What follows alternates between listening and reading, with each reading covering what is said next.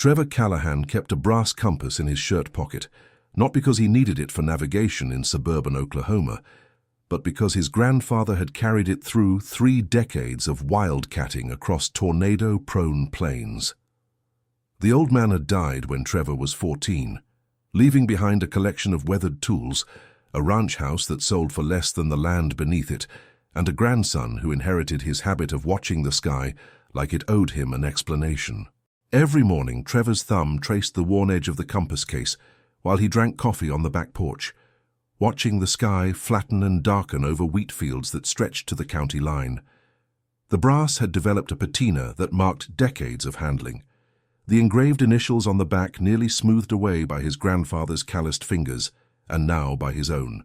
His wife Laura thought it was sentimental nostalgia, the kind of harmless quirk that defined middle-aged men who couldn't quite let go of their childhoods. His 2 teenage daughters thought it was weird in the specific way everything their father did was weird. Another embarrassing detail to add to the growing list of reasons why their friends couldn't come over. His son Brandon, 11 years old and obsessed with video games that simulated wars he'd never fight and disasters he'd never survive, never noticed at all. The compass was just part of the landscape of their father, like his preference for black coffee or his habit of checking door locks twice before bed. It was April, and the air had that particular weight to it, the kind that made Trevor's knuckles ache and set neighborhood dogs howling at nothing visible. Barometric pressure dropping, moisture content rising, temperature gradients sharpening into the kind of atmospheric instability that meteorologists described with words like significant and volatile. The Callahans lived in a 2-story colonial with vinyl siding, painted a pale gray that Laura had chosen because it photographed well, a detached garage that housed Trevor's truck and a collection of tools he'd accumulated over 16 years of home ownership, and a backyard that sloped gently toward a drainage culvert where neighborhood kids sometimes caught crawfish after heavy rains. They had moved here 6 years ago when Trevor's job at the natural gas distribution company finally paid enough for a mortgage that wouldn't consume every paycheck. The house sat 3 blocks from the elementary school Brandon attended, 4 miles from the nearest grocery store, and directly in the statistical center of what meteorologists called Tornado Alley's most active corridor. Trevor had checked the NOAA maps before they bought the place, studying historical tornado paths and calculating annual probability rates with the kind of obsessive attention Laura found endearing until it became inconvenient. She had rolled her eyes and signed the papers anyway, pointing out that half the Midwest lived under the same sky and they couldn't spend their lives afraid of weather. The problem was simple, obvious, and completely ignored by everyone except Trevor. Their neighborhood had no basements. The developer had poured slab foundations across the entire subdivision to save money and speed construction, which meant 200 families had nowhere to go when the Sirens started except interior bathrooms with flimsy doors and hallway closets that offered psychological comfort but zero structural protection. Every spring, the local news ran the same footage of splintered houses and overturned cars, while anchors with carefully practiced concern reminded viewers to shelter in place and hope for the best. Every spring, Trevor watched those reports and thought about probability curves and diminishing returns on luck. He had spent 3 springs listening to his family huddle in the downstairs bathroom, hearing the freight train roar past within a mile or 2, and walking out afterward to find shingles scattered across the yard like playing cards and a neighbor's trampoline wrapped around a telephone pole 3 houses down. Each time Laura said they were lucky, her voice carrying the kind of relief that came from surviving something dangerous without having to acknowledge how close it had been. Each time Trevor thought about the statistics, about the 0.13% annual probability that Chloe had looked up, and about the mathematical certainty that eventually their turn would come. If you're watching this because you've thought about your own preparedness, because you've felt that weight in the air, and wondered if good intentions and interior bathrooms are enough when the sky turns green, hit that subscribe button and drop a comment. Where are you watching from and what's the one risk you know you should plan for but haven't? Because this story is about the cost of ignoring what you already know is coming, about the moment when probability becomes certainty, and about what it takes to be right when everyone around you is convinced you're wrong. Trevor started researching storm shelters in late April. 3 days after a supercell dropped a wedge tornado that carved a half-mile-wide path through the next county over. The tornado had been rated EF4, with wind speeds estimated at 190 miles per hour, and it had stayed on the ground for 11 minutes. 17 people died, most of them in homes without basements, and the aerial footage showed concrete slabs scraped clean down to bare earth, as if the houses had never existed. Trees stripped of bark, cars wrapped around what remained of bridge supports. An elementary school reduced to scattered bricks and twisted rebar. He spent his lunch breaks reading engineering specs and FEMA guidelines, comparing in-ground bolt-together steel units against poured concrete designs, calculating load ratings and ventilation requirements, and studying installation videos that made the process look deceptively straightforward. The prices ranged from $8,000 for a prefab pod that slept $4,000 to $30,000 for a contractor-installed reinforced room with amenities that bordered on luxury. Trevor's salary could cover the lower end if they skipped the family vacation Laura had been planning to Branson, and delayed replacing her car, which had started making an ominous grinding sound that the mechanic said would cost $2,000 to fix properly. He ran the numbers 3 times, checking his calculations against their savings account balance and their monthly budget and the variable expenses that always seemed to exceed his estimates. $8,000 for the shelter unit. Another $2,000 for equipment rental and installation supplies, maybe $3,000 if complications arose, which they always did. He could absorb $13,000 if he was careful, if nothing else broke, if Laura agreed. He brought it up at dinner on a Tuesday evening, laying out printouts of specifications and installation guides and FEMA safety ratings, presenting his case with the kind of methodical logic he used at work when proposing pipeline routing changes. Laura set down her fork and stared at him like he'd suggested buying a yacht. "You want to spend $8,000 on a hole in the ground?" "It's not a hole," Trevor said. "It's rated for EF5 winds, 300-mile-per-hour wind loads, anchored 6 feet down with a steel door and positive pressure ventilation. FEMA tested the design against simulated debris impact." "We've lived here 6 years," Laura said. "We've never been hit. We've been close. Close doesn't count. It will eventually. That's not how probability works. That's exactly how probability works. Every year we don't get hit doesn't reduce the chance we will. The odds reset." Laura pushed her plate away, her lasagna only half eaten. "Trevor, honey, I love that you care about keeping us safe, I do, but we have insurance, we have a plan. We know to get in the bathroom when the sirens go off. We're not spending vacation money and car repair money on something we'll probably never use." "Probably," Trevor repeated, letting the word hang between them. "Yes, probably, that's the point. This is a low probability event." Low probability doesn't mean no probability. It also doesn't mean we should spend our emergency fund on extreme scenarios. Brandon looked up from his phone, his attention briefly captured. "Can we put a TV in it?" "No," Trevor and Laura said in unison, the synchronized response so automatic it would have been funny under different circumstances. Their older daughter Emma, 16 and perpetually annoyed by the basic fact of her parents' existence, said, "This is so embarrassing. None of my friends' parents are building bomb shelters. You're going to make us look like preppers." "It's a storm shelter," Trevor said patiently. "Not a bomb shelter. There's a significant difference. Same difference to anyone who sees it." "It's not the same at all. One protects against nuclear fallout and electromagnetic pulses. The other protects against tornadic winds and debris impact." "Oh my God, you're making it worse." Their younger daughter Chloe, 13, and cursed with Trevor's analytical tendencies, said, "How big is it?" 8 by 10 feet, Trevor said. "Sleeps 6 comfortably according to the specifications." "We're 5 people," Chloe pointed out. "I know. The extra capacity provides space for supplies and equipment." "Or neighbors," Chloe said. "Or neighbors," Trevor agreed. Laura's voice had taken on an edge that Trevor recognized from previous arguments about household decisions. "Trevor, honey, I love that you care about keeping us safe, but we have insurance. We have a plan. We know to get in the bathroom when the sirens go off. We're not spending vacation money on something we'll probably never use." "The people who died 3 days ago probably thought the same thing," Trevor said quietly. The table went silent. Emma stared at her plate. Brandon's thumbs stopped moving across his phone screen. Chloe looked between her parents with the uncomfortable awareness of a child who understood that adult disagreements carried consequences that rippled outward in ways she couldn't predict. Laura's expression softened, but her position remained firm. Your grandfather carried this through 40 tornado seasons. He saw 3 twisters touch down within a quarter-mile of his drilling rig. He never got caught because he always had a plan and he always had a way out.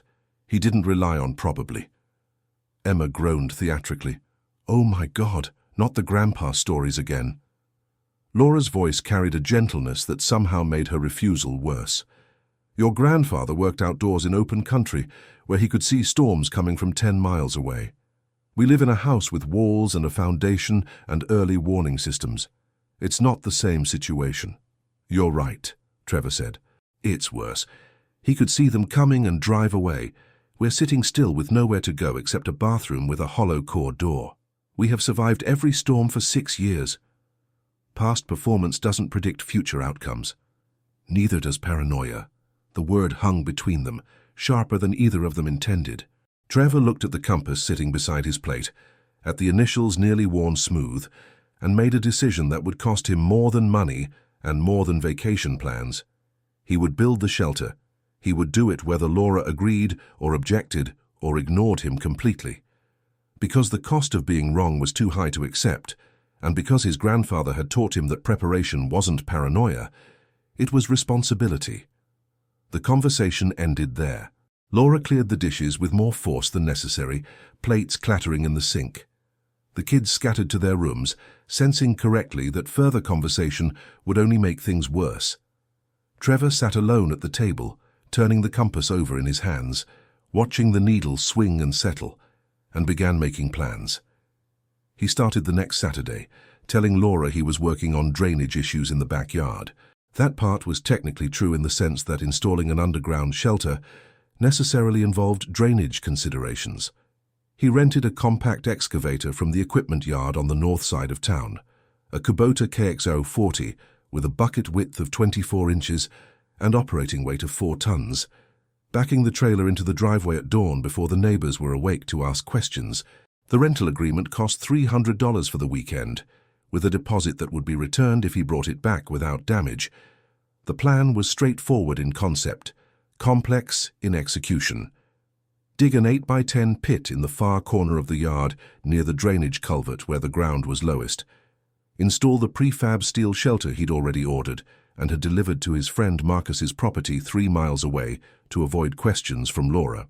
Backfill around the shelter with compacted soil. Pour a reinforced concrete pad over the top with a flush-mounted hatch that would blend with the surrounding yard. The manufacturer's instructions estimated a 2-person installation over 4 days, assuming competent labor, cooperative weather, and no complications. Trevor had none of those advantages. The ground was harder than expected. Dense clay mixed with caliche deposits that dulled the excavator bucket teeth and required 3 times as many passes as the soft prairie loam he'd encountered in YouTube tutorial videos. By noon on Saturday, he'd managed a ragged trench 4 feet deep and barely 6 feet across, with slumped walls that kept carving dirt back into the hole. His lower back burned from the constant vibration of the excavator controls. His hands were numb from gripping the joysticks. Sweat soaked through his shirt despite the morning coolness. Laura came out at one point, watched him struggling to reposition the machine for another pass, and shook her head with an expression that combined disapproval and resignation. "You're really doing this," she said, not a question. "I'm really doing this.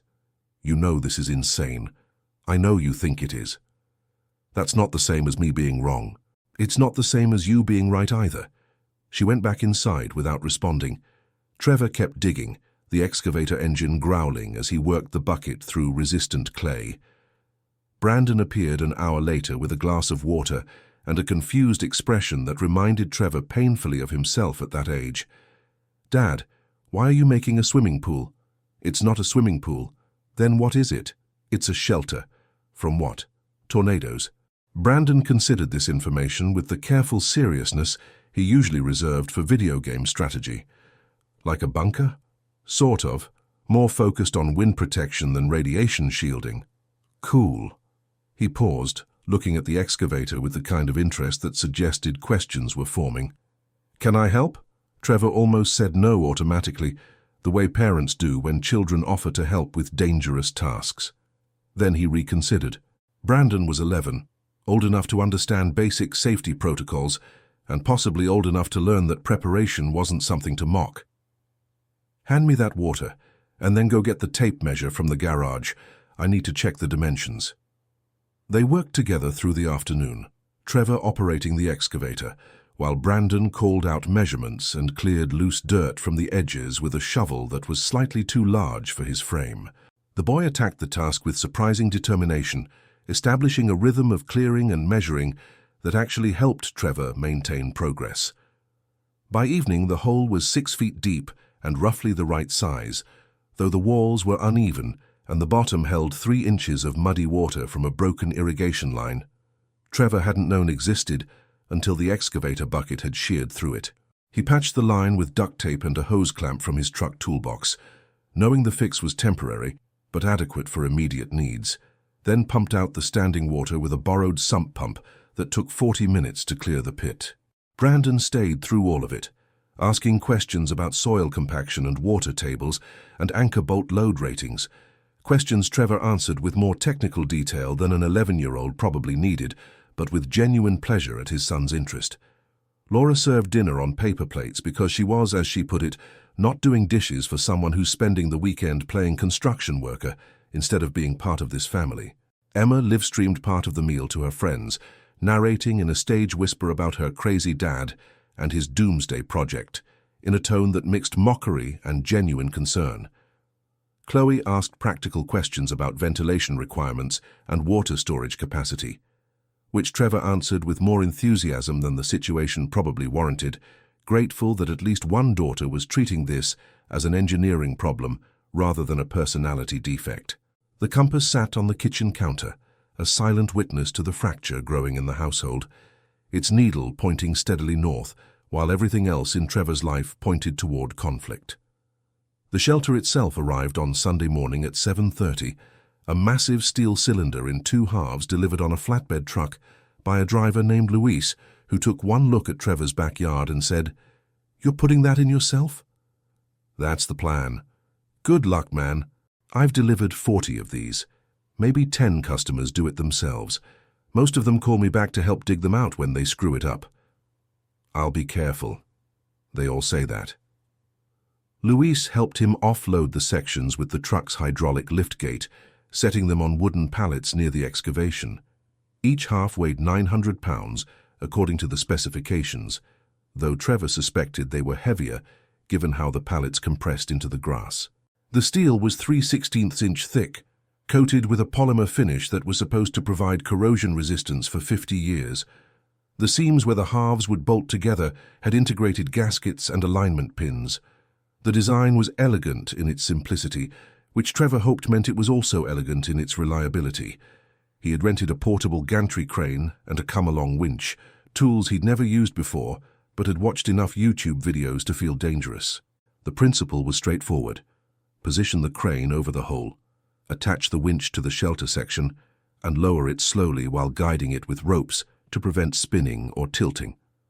In practice, it required patience, precision, and a terrifying amount of trust in equipment, rated for twice the load but only as reliable as the person assembling and operating it. He started with the lower section, the one with the integrated floor and anchor points that would mate with the concrete pads he'd poured earlier in the week. The gantry crane stood 9 feet tall, aluminum frame bolted together with pins that clicked into place with a sound that felt more hopeful than secure. The manual said each connection point was rated for 1,200 pounds. Trevor did the math. 4 connection points, 900-pound load, adequate safety margin assuming even distribution. He attached the winch hook to the lifting eye welded to the shelter's top rim, tested the connection twice, tugging hard enough to lift himself off the ground, and began cranking the handle. The winch cable went taut with a twang, like a badly tuned guitar string. The shelter shifted, tilted slightly to one side as the load came off the pallet unevenly, and lifted clear with a low metallic groan that Trevor felt in his chest. His heart hammered. The crane frame creaked. He repositioned the crane over the pit, moving slowly, checking the legs for stability, and started lowering. Laura watched from the back porch, arms crossed, saying nothing. Her silence was worse than argument. The shelter dropped 6 inches, then stopped. The winch cable had twisted, binding against the drum in a way that prevented smooth payout. Trevor locked the handle, inspected the cable, and found a kink that refused to straighten no matter how he manipulated it. He spent 20 minutes unspooling, straightening with vice grips and respooling the cable, losing half the afternoon to a problem he should have anticipated if he'd paid more attention to the equipment condition when he picked it up from the rental yard. When he finally resumed lowering, the shelter swung gently on the cable, rotating in a slow circle that made lining up the anchor points nearly impossible. Trevor climbed into the pit, mud soaking through his boots and up to his ankles, and used a pry bar to nudge the section into position, while the winch held 900 pounds of steel directly above his head. The thought occurred to him briefly but vividly that if the winch failed or the crane tipped, there would be no warning and no escape. He pushed the thought away and focused on the alignment pins. Brandon called from the edge, his voice thin with worry. "Dad, is it supposed to be crooked?" "It's not crooked. It looks crooked. It's perspective. The angle makes it look worse than it is." "Mum says it's crooked." Trevor didn't respond. He set the anchor bolts through the pre-drilled holes in the shelter floor, threading them into the concrete pads with washers and lock nuts that he torqued to 50 foot-pounds using a torque wrench he'd borrowed from work. He double-checked the level. The shelter was off by half a degree, tilted slightly toward the southwest, well within the 3-degree tolerance specified in the installation manual, but enough to bother him. He considered adjusting it, then looked at the time and decided to leave it. Perfect was the enemy of done. The second section took another 3 hours and tested Trevor's patience in ways the first had not. The alignment pins refused to seat properly, requiring him to climb in and out of the pit a dozen times to adjust positioning. The bolt holes didn't quite line up, suggesting either manufacturing variance or installation error, and he had to use a hand file to enlarge 2 holes by a 32nd of an inch. The gasket seal required careful seating to avoid pinching, and the 32 stainless steel fasteners that held the halves together had to be torqued in a specific sequence, star pattern, 3 stages, final torque of 80 foot-pounds, to prevent warping the seal. By the time he finished, the sun was setting and his hands were blistered beneath his work gloves. He climbed out of the pit, disconnected the crane, and stood staring at the partially buried cylinder that represented 2 weeks' salary and the slow erosion of his family's patience. Emma's voice drifted from the porch, theatrical and loud enough for neighbors to hear. "It looks like a dumpster." "It's a storm shelter," Trevor said without turning. "Still looks like a dumpster. Then you'll have no trouble recognizing it when you need it." "I'll never need it. I hope you're right." He didn't argue further. There was no point. Emma was 16 and certain about everything, and nothing Trevor could say would change her mind until experience did it for him. The backfilling took another week of evening and weekend work, each session pushing Trevor closer to exhaustion and further from the family routines he'd disrupted. He compacted soil in 6-inch layers around the shelter, using a plate compactor he'd rented specifically for that purpose, each layer taking 40 minutes to complete. He installed drainage gravel along the sides to prevent hydrostatic pressure from building during heavy rains. He backfilled over the top, sloping the soil away from the hatch location to ensure water runoff. The concrete pad over the top required more planning than any other component. Trevor framed it with 2x4s, installed rebar in a grid pattern, and poured 8 cubic yards of concrete mixed to 4,000 psi strength. The hatch opening interrupted the pour, requiring careful forming around the frame and steel reinforcement that extended 12 inches in all directions. The hatch itself was the most expensive single component at $2,000. A flush-mounted unit rated for £5,000 per square foot and fitted with hydraulic struts that made opening effortless and a gasket seal that could maintain positive pressure if debris piled on top. Trevor tested it repeatedly during the concrete cure time, climbing down the ladder into the dim interior and pulling the hatch closed, listening to the muffled silence and breathing the cool, slightly metallic air that smelled of fresh steel and damp earth. Each test increased his confidence in the design and decreased his doubt about the expense. This would work. This had to work. Inside, the shelter was sparse and utilitarian in ways that emphasized function over comfort. Plywood benches lined two walls, folding down from brackets when needed, and folding up to preserve floor space when not. Each bench was 30 inches deep and 6 feet long, providing sleeping space for 2 adults or 3 children. A ventilation fan sat in one corner, wired to a deep-cycle marine battery that could run the fan for 72 hours continuously or a week if used intermittently. A weather radio hung from a hook. 2 5-gallon water jugs sat strapped to the wall in steel brackets. A medical kit, 3 flashlights, and a hand-crank radio completed the supplies. Trevor had included a laminated checklist on the wall, printed in 18-point font: close hatch, engage seal lever, activate ventilation fan, monitor weather radio, wait for all clear, check camera before opening hatch. The list felt inadequate but reassuring, a tangible structure in a scenario that resisted planning. He added a small fire extinguisher, a battery-powered lantern, a first aid manual, and a box of protein bars that would need rotating every 6 months. The space could hold more supplies, but Trevor had learned from research that overloading shelters made them difficult to use in emergencies and encouraged people to treat them as storage rather than safety equipment. He painted the hatch door to match the surrounding concrete, using texture paint that dried with a rough finish, indistinguishable from the pad. He added a locking mechanism that could only be opened from inside once sealed, preventing anyone from trapping them by piling debris on top. He installed a small camera above the entrance wired to a monitor in the garage so he could check for flooding or debris without opening the hatch prematurely. The camera was weatherproof and motion-activated, recording to an SD card that would preserve evidence if anything went wrong. The total cost, including labor and equipment rentals he hadn't anticipated, ran just under $12,000. He didn't tell Laura the final number. She didn't ask. The silence between them had become a third presence in the house, filling spaces where conversation used to be. The family's reaction settled into a pattern of resigned mockery that felt more corrosive than outright argument. Emma posted pictures of the apocalypse bunker online, earning a few hundred likes and several comments asking if her dad was okay or if he needed mental health resources. Chloe researched tornado statistics and announced at dinner that their zip code had a 0.13% annual probability of experiencing an EF2 or higher event, which she deemed not worth the drama or the expense. Brandon asked if they could store snacks in the shelter, and when Trevor said no because food attracted mice and insects, lost interest entirely. Laura simply stopped acknowledging it, treating the backyard installation the way she might treat an ugly shed or an ill-advised deck expansion, a fait accompli that reflected poorly on Trevor's judgment but wasn't worth fighting about anymore. She redirected her vacation planning budget toward a long weekend in Branson that the kids would enjoy and Trevor would attend out of guilt. She got her car fixed using money from her personal account.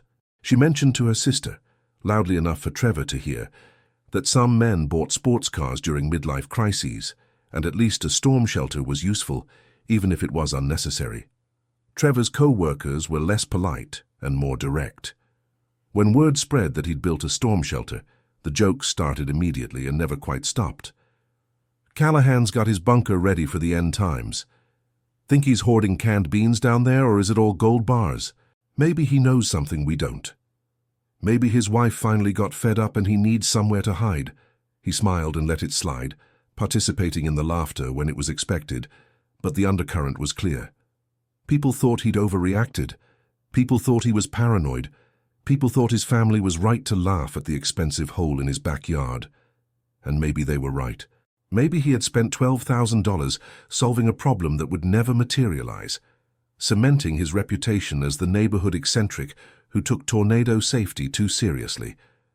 But the compass in his pocket reminded him of something his grandfather had said once years ago, during a conversation Trevor only half remembered. They'd been sitting on the porch of the old man's ranch house, watching a storm roll in from the west, with that peculiar combination of beauty and menace that characterized Great Plains weather. Trevor had been maybe 12 years old, visiting for summer break, and he'd asked why his grandfather always kept emergency supplies in the truck, even though they lived 30 minutes from town and could always drive back if they needed something. The answer had been simple, delivered in the matter-of-fact tone of someone who'd learned through experience rather than theory. Because the cost of being wrong is higher than the cost of being ready, you prepare for the disaster you can imagine, so you're ready for the one you can't. At the time, Trevor hadn't understood. His 12-year-old brain couldn't conceive of scenarios where preparation mattered more than luck, or where being right meant surviving while being wrong meant not. Now, with a fully functional shelter buried in his backyard and a family that thought he'd lost perspective, he understood perfectly. The shelter might never be used. The $12,000 might never return value beyond peace of mind.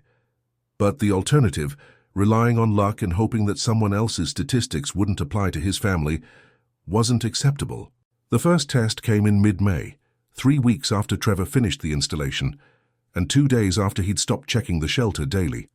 A severe thunderstorm warning, upgraded to a tornado watch during the afternoon, then to a tornado warning by evening, when Doppler radar indicated rotation 12 miles southwest of their location. The alert came through on Trevor's phone at 6:45, while he was grilling chicken in the backyard, the electronic tone cutting through the early evening calm with its distinctive urgency. Tornado warning for Grady County. Doppler radar has indicated a confirmed tornado on the ground. Take shelter immediately. This is a particularly dangerous situation. The siren started 30 seconds later, that rising wail that always sounded both too urgent and too familiar, a sound that had become background noise to suburban life in the Midwest. Trevor's first instinct was the shelter. His second instinct was his family.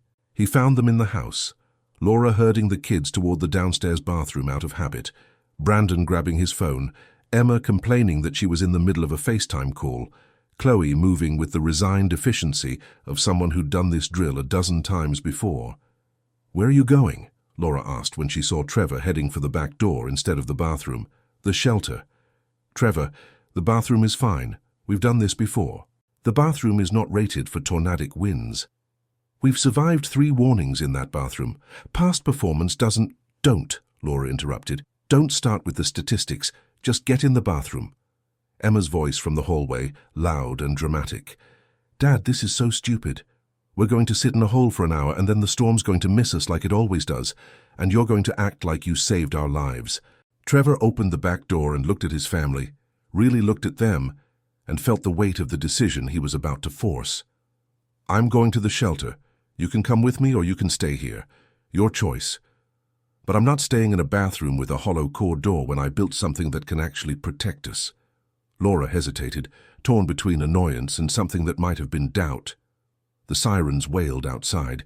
The sky had turned a strange yellow-green visible through the windows, the kind of color that preceded hail and rotation, and the weather phenomena that killed people, despite early warning systems. Brandon looked at his mother, then at Trevor, clearly uncertain which parent to follow.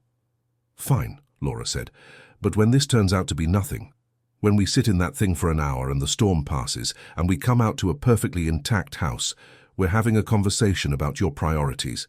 "Agreed," Trevor said. They filed outside, moving quickly across the backyard as the first heavy drops of rain began to fall.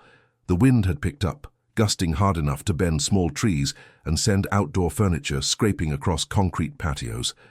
Trevor unlocked the hatch with the key he kept on his truck keychain, pulled it open against the increasing wind, and descended the ladder. His boots rang on the metal rungs. The interior was dark until he hit the light switch, then flooded with LED brightness that made the space feel both smaller and more substantial than he remembered.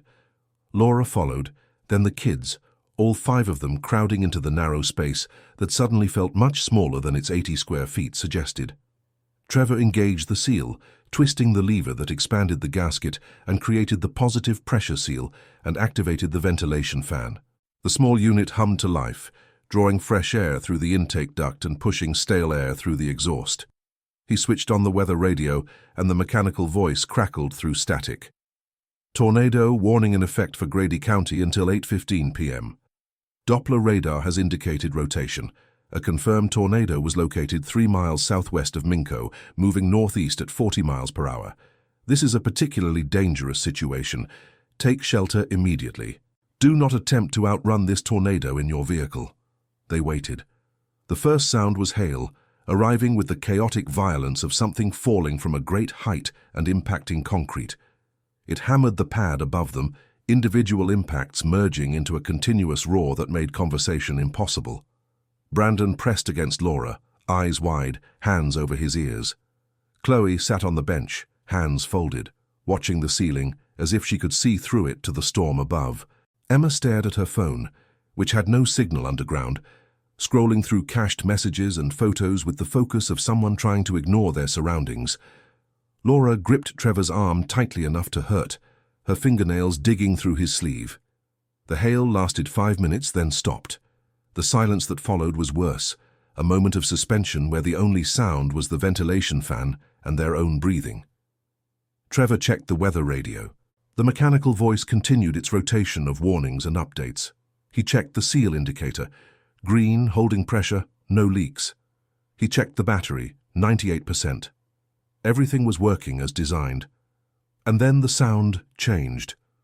It started as a low rumble, felt more than heard, a vibration that came through the shelter walls and into their bones. It built in intensity, climbing from rumble to roar to something beyond sound, a physical presence that made their ears pop and their breathing feel labored. The air pressure shifted, that elevator sensation Trevor had read about but never experienced, making his eardrums ache and his sinuses feel like they were being crushed from inside. Above them, something heavy hit the concrete pad with a thud that resonated through the steel walls. Then another impact, then another. Not hail, debris.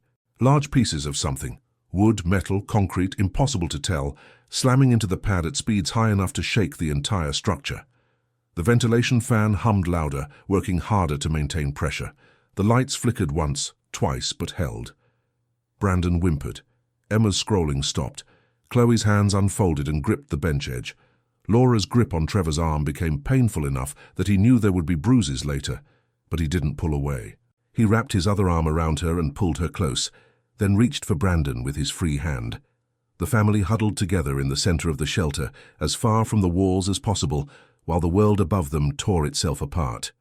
The roar continued, endless and mechanical, like standing next to a jet engine on full thrust. Trevor felt it in his chest, in his teeth, in his bones. The shelter vibrated continuously, small shudders that suggested forces being applied and resisted, metal and concrete doing exactly what they were designed to do, but being tested in ways that revealed how thin the margin really was between adequate protection and catastrophic failure. And then, above them, the worst sound of all. The house. It wasn't one sound, but many, layered and distinct even through the roar.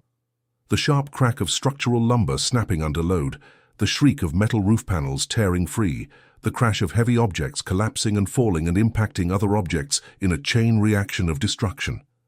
Trevor felt it through the shelter walls, vibrations that suggested violence on a scale his mind struggled to process. This wasn't damage. This wasn't even severe damage. This was structural failure, complete and catastrophic, the kind of event where houses stopped being buildings and became component parts scattered across the landscape. Laura's voice in his ear, barely audible. What was that? I don't know. The house? Maybe. Maybe. Trevor didn't answer. He focused on the immediate, on the things he could control and monitor. Battery at 96%, seal indicator still green, ventilation fan still running, no water intrusion, no cracks visible in the walls, no signs that the shelter itself was failing. The shelter was working. Everything was working exactly as designed. But working meant surviving, and surviving in an underground shelter while your house potentially collapsed above you was its own kind of nightmare. The roar began to fade, moving east with the same terrifying speed it had arrived. The pressure equalized with a pop that made everyone's ears hurt. The debris impacts stopped. The continuous vibration diminished to occasional tremors.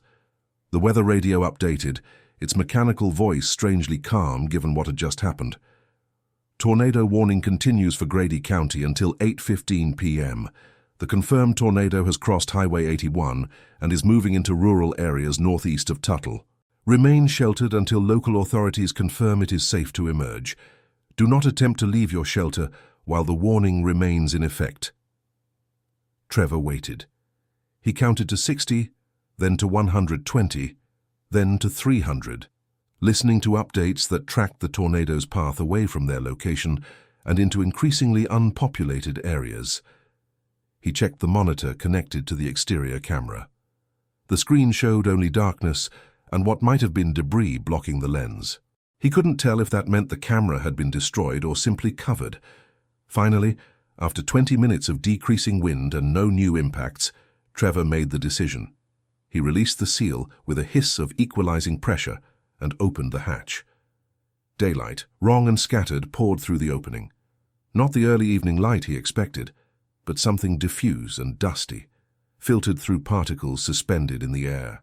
Trevor climbed out slowly, his legs stiff from tension and confined space, and stood on what remained of his backyard.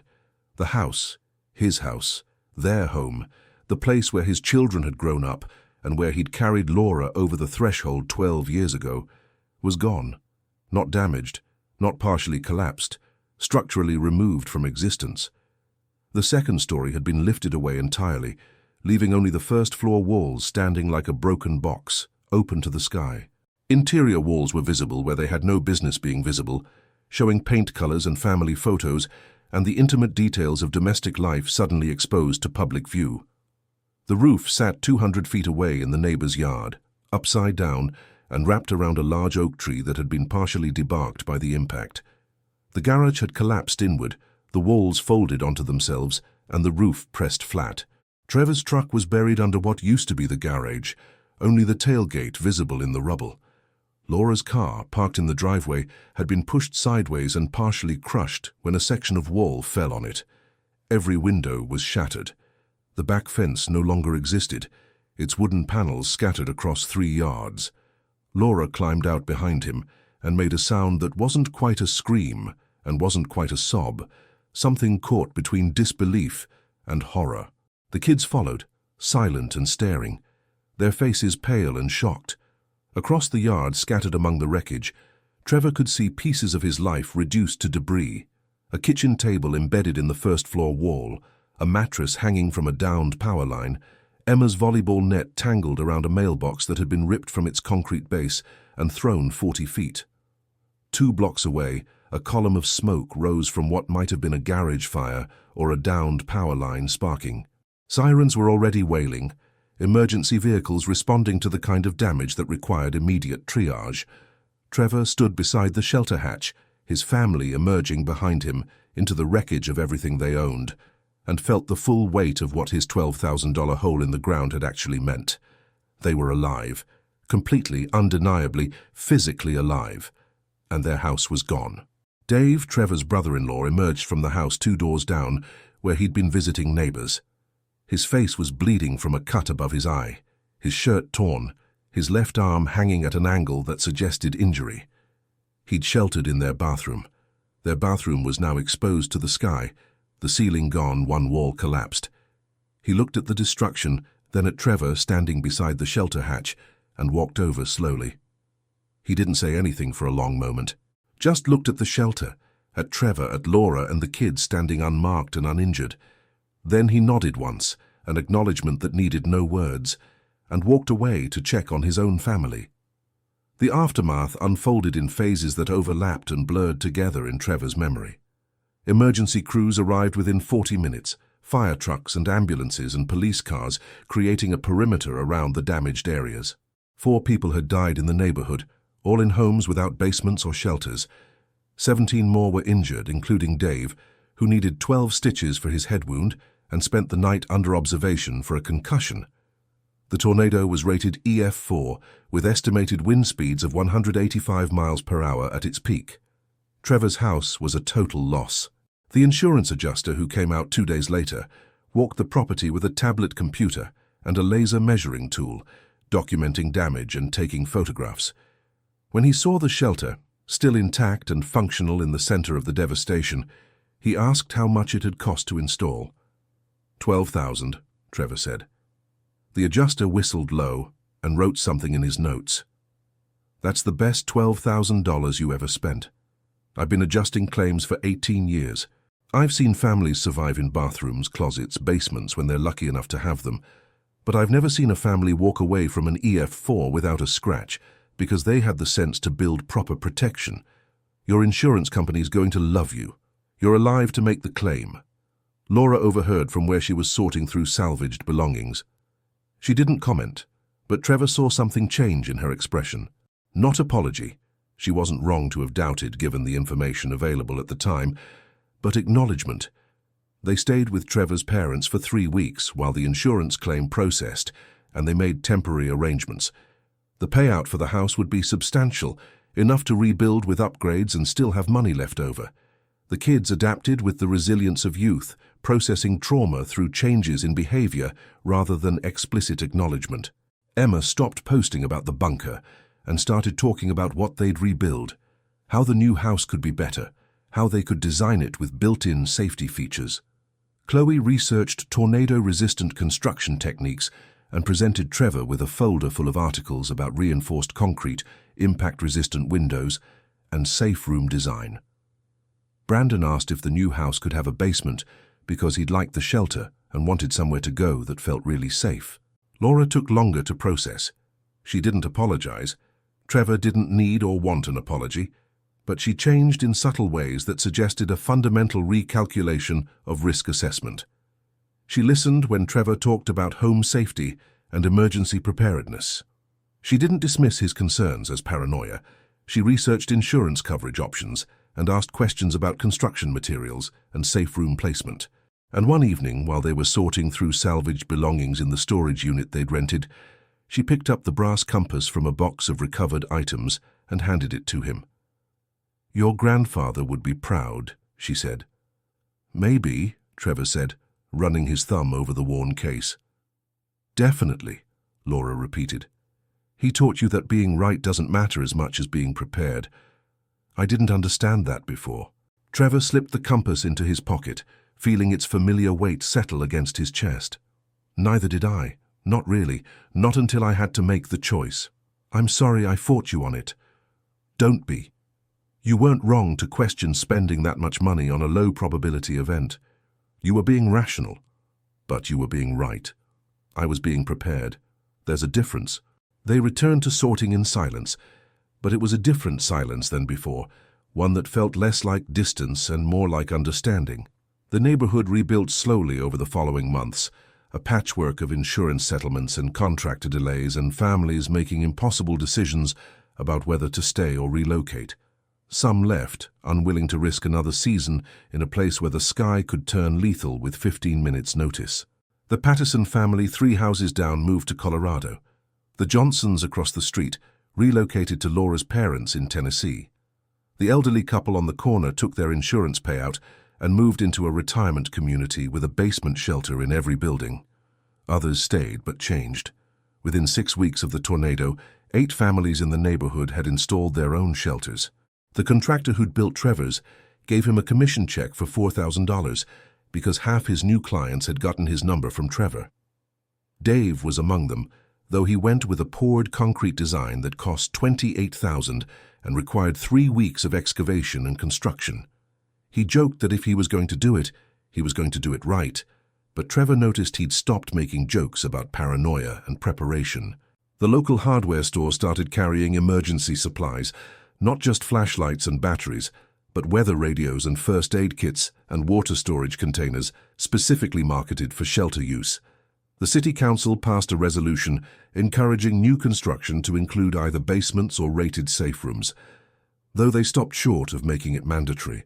The school district installed 4 large community shelters on school properties, each rated for 200 people, and ran drills teaching children how to get there quickly when sirens sounded. Trevor's co-workers stopped making jokes. Some asked questions instead, practical ones about costs and contractors and installation timelines. 2 of them had shelters installed before summer ended. The jokes didn't disappear entirely. Humor was how people processed fear. But they changed character, became less about mockery and more about shared recognition that the threat was real and preparation was reasonable. The new house rose slowly through summer and into fall. Trevor and Laura had made specific choices. Reinforced concrete construction for the first floor, impact-resistant windows rated for debris traveling at 100 miles per hour, a full basement with independent entrance and emergency power, and a rated safe room on the first floor accessible from multiple entrances. The safe room had steel-reinforced concrete walls, a blast-resistant door, and the same ventilation system Trevor had installed in the backyard shelter. The contractor had questioned the redundancy. Why both a basement and a safe room? Until Trevor explained that redundancy was the point. The backyard shelter remained, even though the new house made it technically unnecessary. Trevor cleaned it out, replaced the supplies, tested the ventilation and seal, and left it operational. Laura had suggested removing it to make space for a larger patio, but Trevor had refused. The shelter had saved their lives.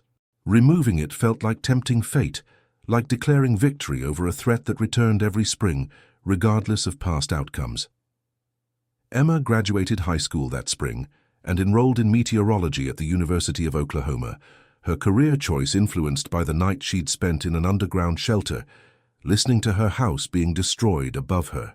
She wrote her college entrance essay about probability and preparation, about the moment she'd realized her father wasn't paranoid but prudent, about the shame she'd felt for mocking something that had saved her life.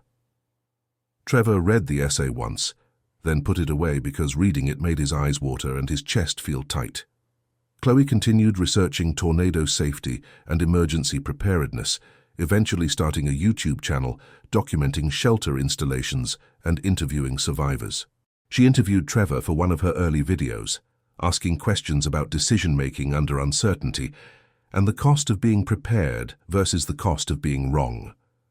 The video got 40,000 views and hundreds of comments, split evenly between people who praised Trevor's foresight and people who thought he'd gotten lucky. Chloe responded to all of them with data about annual tornado statistics and the mortality rate in structures without proper protection. Brandon, now 12 and less interested in video games than he'd been, asked Trevor to teach him how to use the excavator.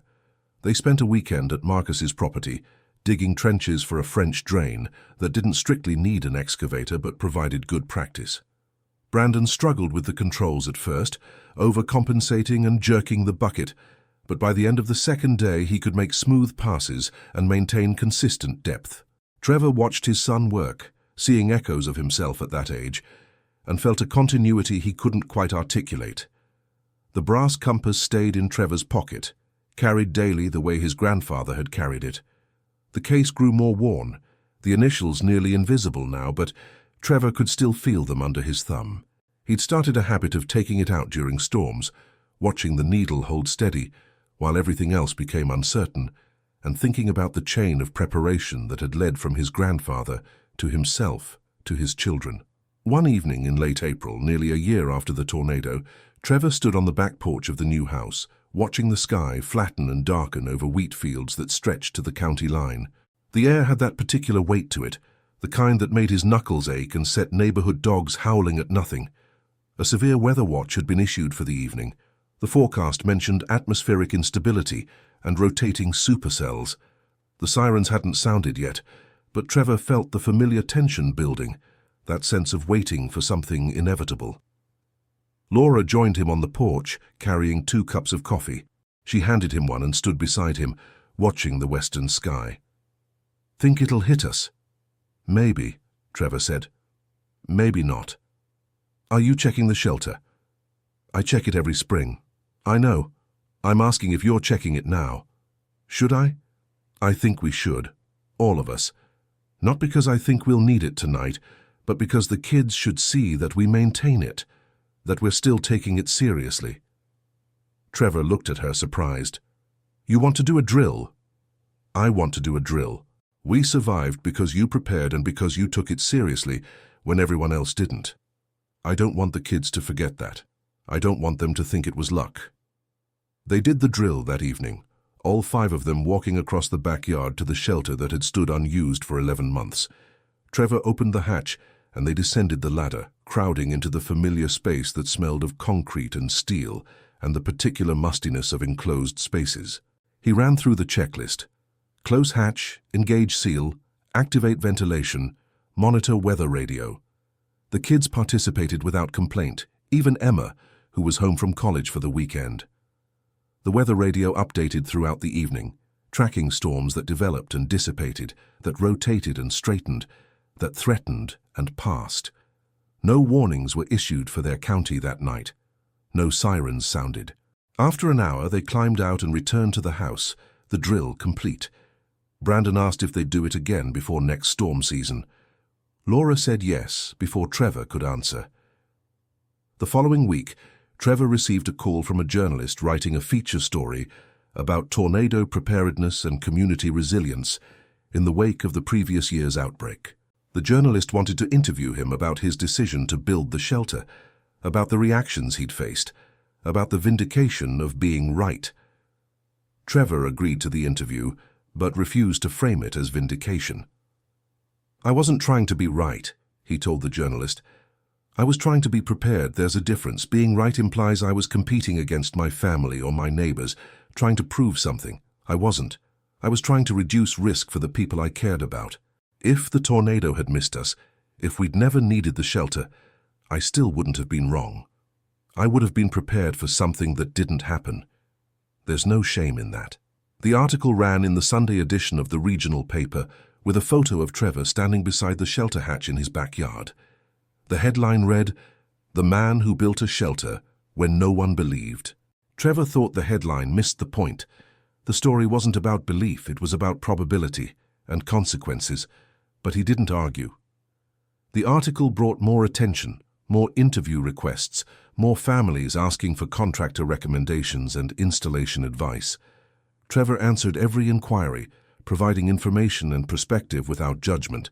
He understood why people resisted preparation. It was expensive. It was inconvenient. It required confronting uncomfortable truths about risk and mortality and the limits of control. But he also understood that resistance didn't change the mathematics. The storms would keep coming.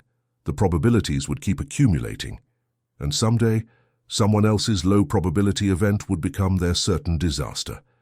His grandfather had understood that, had carried the compass through 40 tornado seasons, not because it made him safer, but because it reminded him that preparation was a continuous practice, not a single decision. That you couldn't predict which storm would be the dangerous one, so you treated every storm as potentially dangerous. That the cost of being wrong, when wrong meant death or injury or loss, was too high to risk on assumptions about probability.